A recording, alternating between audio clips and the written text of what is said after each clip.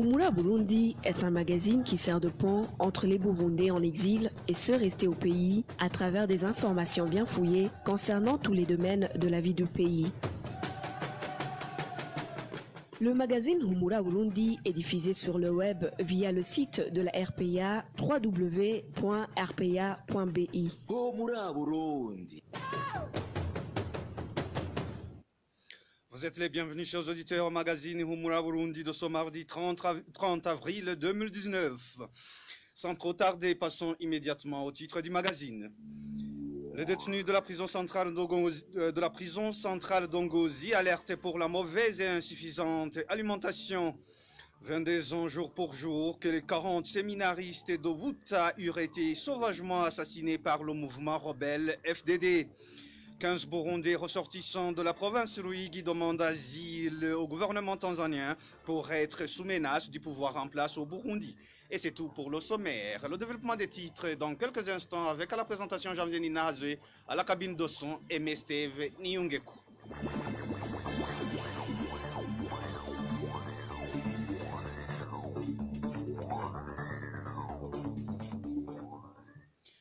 Encore une fois, bienvenue. Commémoration ce 30 avril du 22e anniversaire de l'assassinat de 40 séminaristes d'Obuta dans la commune et province Bururi.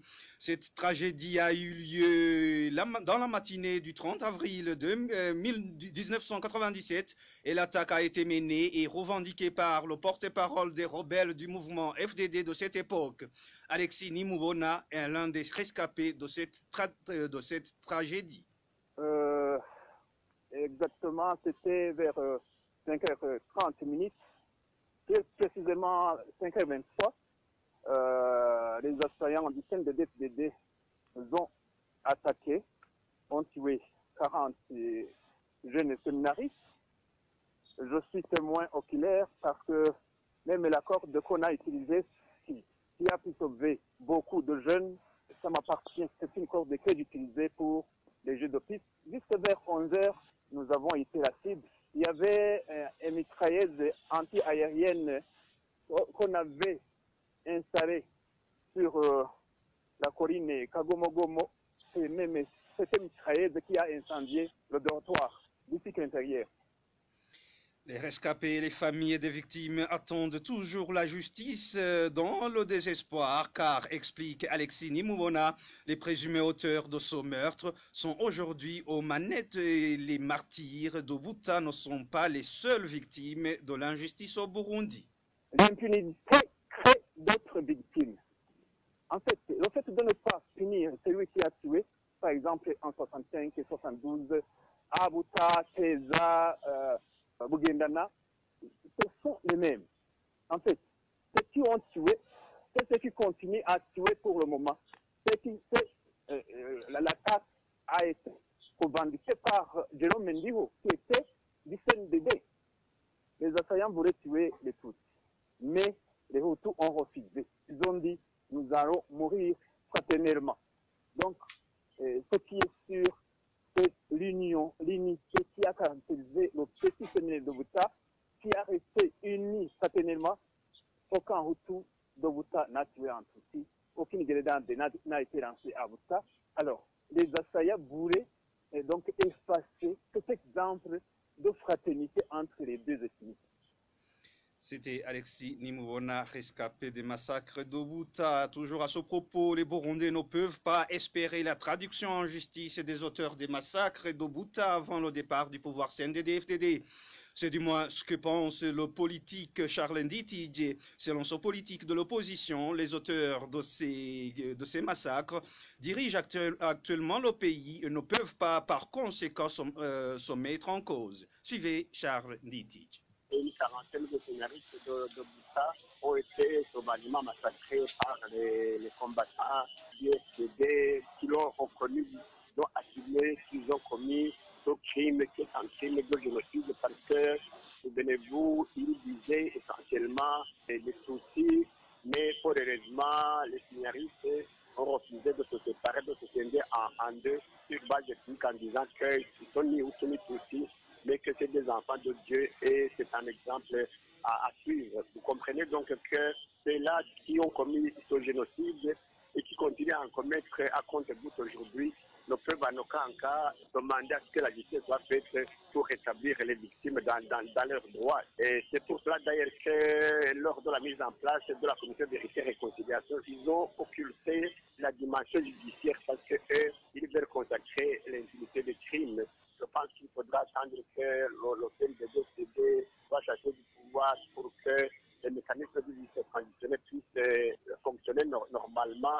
Mais quand cela ne tienne, tôt ou tard, le droit va avoir retrouvé ses lettres de noblesse et ceux-là seront jugés. Ce sont des crimes inamnistiables et imprescriptibles. C'était Charlendi TJ, il a été joint par téléphone par notre confrère Émile Nibasumba. Une courte pause, puis on aborde la page Droits de l'homme. Enlevé par les agents de renseignement depuis 1 mois et demi, Emmanuel Ndayishimiye, habitant de la province Gitega, a été remis à sa famille ce jeudi 25 avril 2019. Malgré l'allégresse qu'inspire cette libération, la famille d'Emmanuel Ndayishimiye s'inquiète par rapport à la sécurité des siens. C'est au moment où un groupe de jeunes affiliés au parti CNDD-FDD rôde à chaque instant autour de son domicile. Le point avec Innocent Valentin Singilanghav. C'était le 18 mars dernier quand Emmanuel Ndayishimiye a été arrêté par des hommes en tenue policière. Ce jour, Emmanuel Ndayishimiye était avec ses 2 collègues Olivier Ndayishimiye et Terence Manilambona. Les 2 jeunes hommes auraient été exécutés, fusillés par leurs ravisseurs dans la nuit du 4 avril au bord du lac Ruvubu. Notre source à Gitega révèle que c'est à ce moment qu'Emmanuel Ndayishimiye s'est évadé de ses ravisseurs. Selon la même source, Emmanuel Ndayishimiye a été arrêté encore une fois par le commissaire de police à Gitega de la Chance à Lirimana pendant qu'il se faisait soigner. La famille de la victime n'a pas cessé de demander au commissaire où se trouvait Emmanuel Ndayishimiye. Se sentant importuné par la famille de la victime, le commissaire de la Chance Harerimana a répondu à cette famille de ne plus l'appeler sur ce dossier et qu'Emmanuel a été transféré à Bujumbura pour des raisons d'enquête. Selon notre source au sein du service national des renseignements à Bujumbura, Emmanuel Ndayishimiye a passé quelques jours sous torture dans un des cachots de la documentation. Et là, on lui demandait de dire où se trouvait son patron Jules Nyongere. Notre source dans la documentation ajoute qu'Emmanuel a été conduit le 23 avril sur la rivière Rusizi pour y être exécuté. Ses ravisseurs lui ont demandé de choisir une des armes qu'il portait avec laquelle ils allaient le tuer. Ils l'ont conduit sur la rivière Rusizi pour l'exécuter. Arrivé à cet endroit, ils lui ont dit que c'est fini pour lui, qu'il devait choisir entre le pistolet, la grenade et la baïonnette, l'arme qu'il allait utiliser pour le tuer. Emmanuel les a répondu qu'il était désespéré, qu'ils devaient eux-mêmes choisir cette arme. À cet instant, les ravisseurs d'Emmanuel Ndayishimiye ont reçu un appel urgent leur interdisant de l'exécuter du fait que la dite mission était déjà connue. Les yeux bandés et les bras ligotés, Emmanuel a été alors ramené dans sa cellule de détention à la documentation. Emmanuel Ndayishimiye a été récupéré par sa famille jeudi le 25 avril à Gitega, emmené par un homme en tenue militaire. Aujourd'hui, sa famille craigne pour sa sécurité vu qu'on observe le soir des va-et-vient des Imbonerakure aux alentours du domicile de la victime. Craignant le pire pour Emmanuel, sa famille sollicite sa protection auprès des défenseurs de droits de l'homme. Merci à Innocent Valentin Singilanghavu. Persécuté et menacé par la police et l'administration, un membre du parti CNL de la zone Ruziva, commune Mugina en province Chibitoke, est en cavale depuis mercredi. Les informations fournies par ses voisins révèlent qu'il a décidé de quitter son domicile puisque sa vie était en danger. Emmanuel Niungeko pour plus de détails. Ce membre du parti CNL qui est en cachette en atteinte à sa sécurité est connu sous le nom de Daniel Nizigimana, ancien chef de colline Rusima de la zone Ruziva en commune Mugina, province Chibitoke. Les informations livrées par ses voisins révèlent qu'il était recherché pour être éliminé physiquement il y a un certain temps. comme chef d'accusation, coopérer avec les putschistes. Il était recherché jour et nuit par la police, l'administration ainsi que les Imbonerakure armés de fusils. On avait ordonné de l'éliminer, l'accusant de collaborer avec les putschistes dont le général Nyombare. Il est accusé également de se rendre au Rwanda et en RD Congo, mais ce ne sont que des mensonges. Et a constaté que sa sécurité était menacée, Daniel Nizigimana a quitté son domicile pour se cacher. La source de la RPA nous révèle ici les noms de ceux qui pilotent la persécution de ce citoyen. Nous ne savons pas où il se trouve. Il est parti le 17 avril dernier. Au sommet de cette persécution vient le chef des Imbonerakure sur la colline Rusima, prénommé Vincent, puis le chef de zone Nyamakarabo. L'administrateur communal Jovit Bayavuge, quant à elle, avait autorisé de le transférer à la prison de Mimba une fois attrapé. Contacté à ce propos, l'administrateur de la commune Mugina nous a signifié que le citoyen en cause, Daniel Nizigimana, est recherché pour les services secrets burundais. Toutefois, Jovit Bayavuge nie catégoriquement le fait que Daniel Nizigimana serait poursuivi pour des mobiles politiques. Elle avance plutôt qu'il est soupçonné de vouloir perturber la sécurité. Merci à Emmanuel Niungeko. Il est désormais interdit aux habitants de la zone Eburinga, commune Gihanga de la province Ngozi, de circuler au-delà de 20 heures. Une mesure annoncée au cours d'une réunion de sécurité organisée par l'administration samedi dernier et laquelle mesure inquiète les concernés. Les détails avec Emmanuel Ndaishimiye.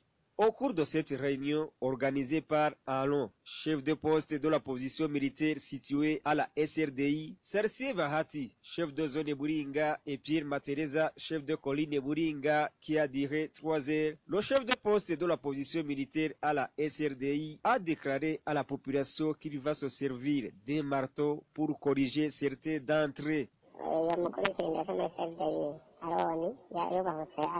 Ce chef de poste de la position militaire à la SRDI, Aaron, a dit que si les mouches sont nombreuses, il faut les tuer en fracassant leur tête. Une autorité militaire ne devrait pas parler de cette manière.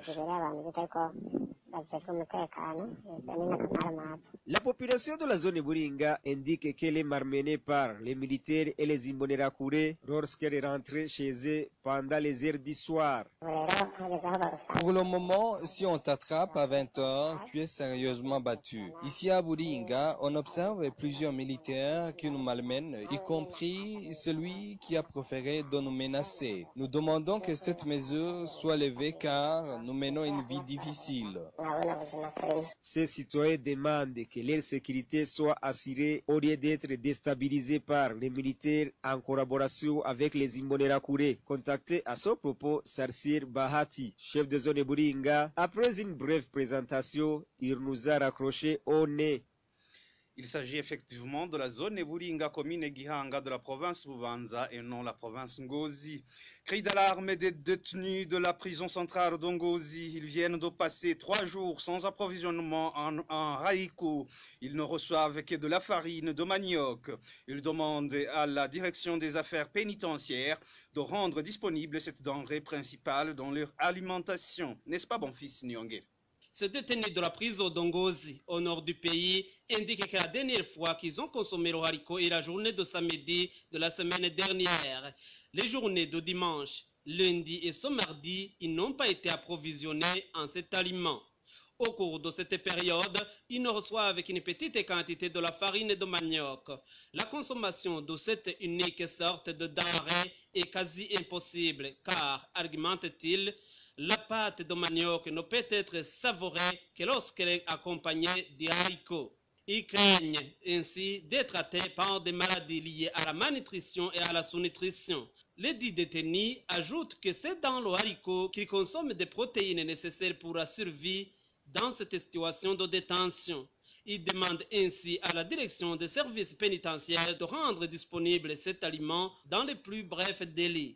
Pour rappel, la prison d'Ongozi héberge plus de 1500 détenus. La ration d'un détenu est de 350 grammes de haricots cuits et d'angobélé, dit mironko, de farine de manioc par jour, une quantité équivalente approximativement à 250 grammes. Une ration que les prisonniers jugent très minime, même quand elle serait disponible d'une façon régulière. Des sources proches de la direction de la prison d'Ongozi font savoir que ce problème est lié à une rupture de stock. Toutefois, les mêmes sources font savoir que cet aliment pourra être disponible à partir de ce mercredi. Nous avons essayé de joindre Alfred et Franck Ngomanziza, directeur de la prison d'Ongozi, mais sans succès. Merci à Bonfils Nyongere. Page gouvernance grogne chez les fonctionnaires de l'État de 4 ministères qui doivent aller exercer leurs activités dans la province de Gitega à partir de ce mercredi 1er mai 2019.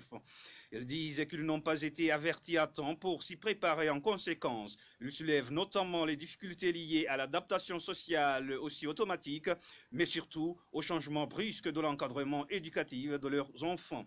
C'est un reportage signé Hermès Nibandetz.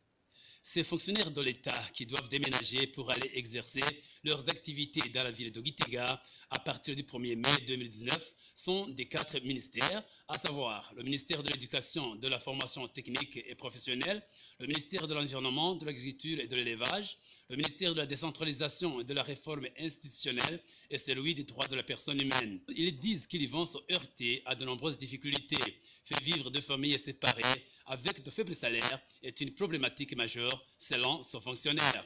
Considérant en fait que nos salaires qui sont faibles, tellement faibles, les salaires mensuels, qui ne permettront pas de faire vivre des ménages, un ménage qui restera à Bujumbura, et nous qui irons travailler à Gitega et vivre. Il y aura des achats, bien sûr, comme vous le savez, des achats de matériel de couchage, des ustensiles de cuisine. Donc c'est notre vie qui va être commencée à Gitega, qui demande beaucoup de fonds pour nous installer. Ça sera difficile en fait pour couvrir les débuts du mois.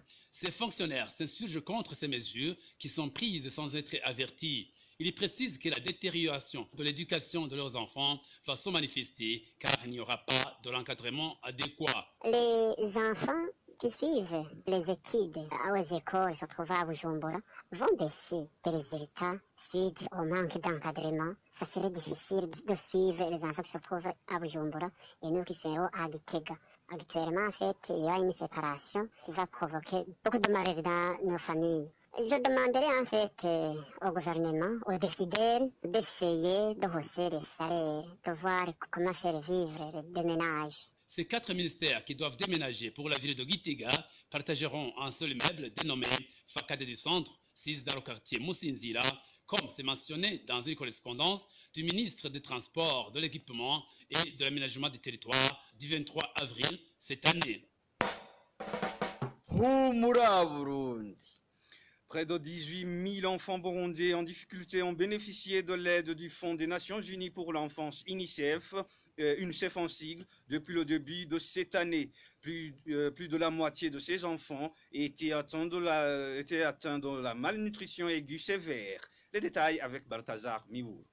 Parmi ces enfants assistés par l'UNICEF entre le mois de janvier et février, 9 621 sont des enfants atteints de malnutrition aiguë sévère. Ils ont été admis et traités dans des établissements de santé soutenus par l'UNICEF. Selon un rapport de l'UNICEF publié ce lundi, depuis le début de cette année, les autres 8 331 enfants ont eu accès à des services de protection, notamment à un abri temporaire. La recherche et le regroupement familial ainsi que des possibilités d'accès à l'éducation et à la réintégration. UNICEF indique qu'il a déjà mobilisé 51% des fonds alloués à l'action humanitaire pour les enfants et les femmes au Burundi. Toutefois, malgré certaines améliorations par rapport aux années précédentes, la situation socio-politique au Burundi reste précaire et la situation humanitaire reste fragile.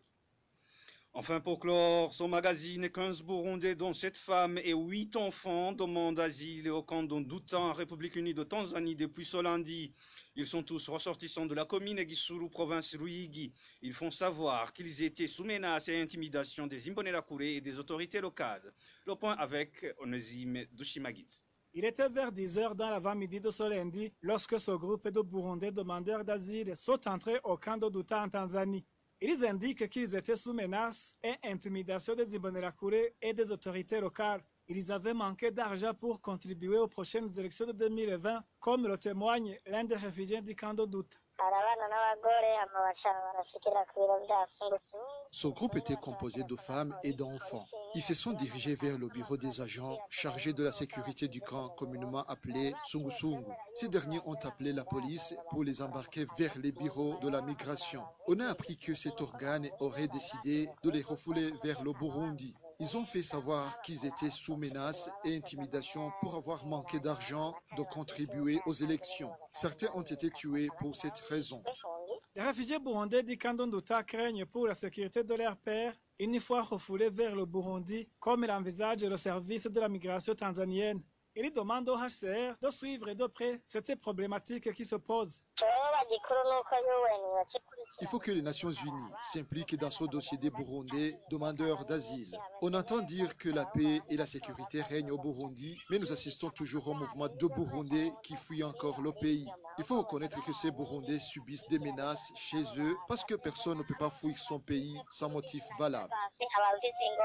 Pour rappel, fin 2018, un autre groupe de 13 Burundais demandeurs d'asile ont été refoulés du camp d'Oduta en Tanzanie. Leurs familles craignent pour leur sécurité parce qu'ils n'ont pas regagné leur famille. Et voilà, mes chers auditeurs et auditrices, c'est sur ce reportage de Onésime Dushimagizé que nous mettons fin à ce magazine Humura Burundi de ce mardi 30 avril 2019.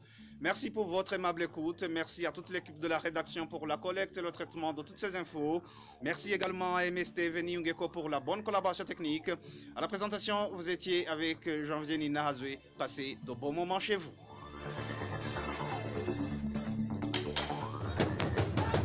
C'était le magazine Humura Burundi. Un magazine comprend pour relier les Burundais en exil et ceux toujours au pays à travers une information de qualité.